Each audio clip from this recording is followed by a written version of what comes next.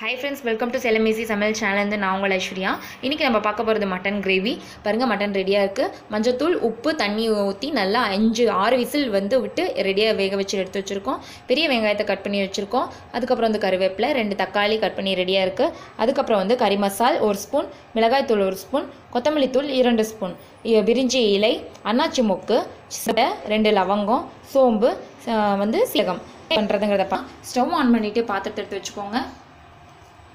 எண்ணெய் நல்லா காயட்டும். எண்ணெய் ஊற்றிருக்கு. எண்ணெய் நல்லா எண்ணெய் காஞ்சதுமே அன்னாச்சி மொக்கு, பிரிஞ்சி இலை போட்டுக்கலாம். பட்டை, லவங்கம், சோம்பு, சீரகம் எல்லாமே போட்டுக்கலாம்.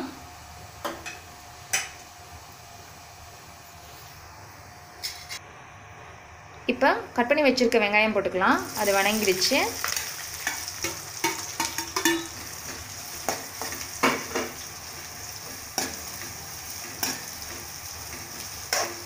வெங்காயத்தை நல்லா கலந்து விட்டுக்கோங்க.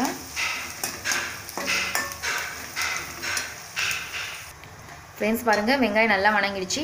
இந்த அளவுக்கு வெங்காயம் வணங்கணும். இப்போ நம்ம இஞ்சி பூண்டு பேஸ்ட் போட்டுக்கலாம். தேவையான அளவு இஞ்சி பூண்டு பேஸ்ட் நல்லா கலந்து விட்டுக்கோங்க. இப்போ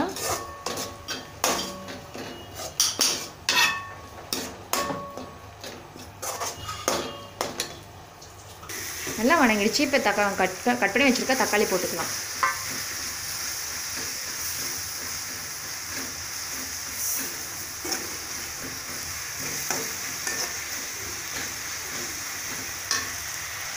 இதில் மஞ்சள் தூள் போட்டுட்டு நல்லா கலந்துட்டுங்க.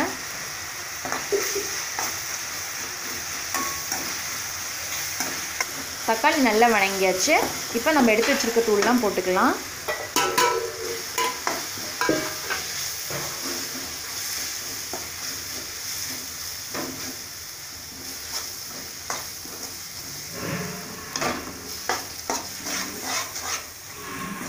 நல்லா வணக்கிக்கோங்க. பச்சை வாசனை போகிற வரைக்கும் நல்லா வணக்கிக்கோங்க. இதுக்கு அதிகமாக தண்ணி எதுவும் நம்ம ஊற்றக்கூடாது. நம்ம இந்த கறி வேக வச்சுருக்க தண்ணியே போதும். ஏன்னா கிரேவி இல்லைங்களா, ஊற்றிக்கோங்க.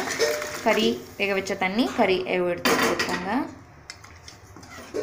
நல்லா சுண்டி வரட்டும்.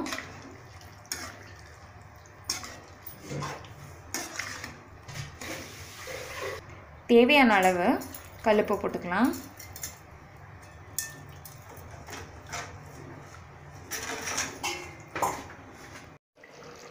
ஃப்ரெண்ட்ஸ் பாருங்கள், நல்லா கொதிச்சிட்ருக்கு. இந்த அளவுக்கு வரணும். நல்லா தண்ணியெலாம் சுண்டிருக்கு. நல்ல கிரேவி பதத்துக்கு வரும்போது நம்ம இறக்கிட வேண்டியதுதான்.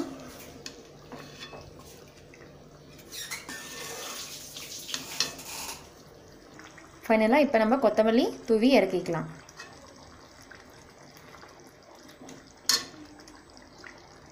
ஃப்ரெண்ட்ஸ் பாருங்கள், குயிக்காக ரெடி ஆகிடுச்சு நம்மளுடைய கிரேவி. நீங்களும் உங்கள் வீட்டில் செஞ்சு பாருங்கள். கண்டிப்பாக சேலம் சமையல் சேனலுக்கு சப்ஸ்கிரைப் பண்ணுங்கள். தேங்க்யூ.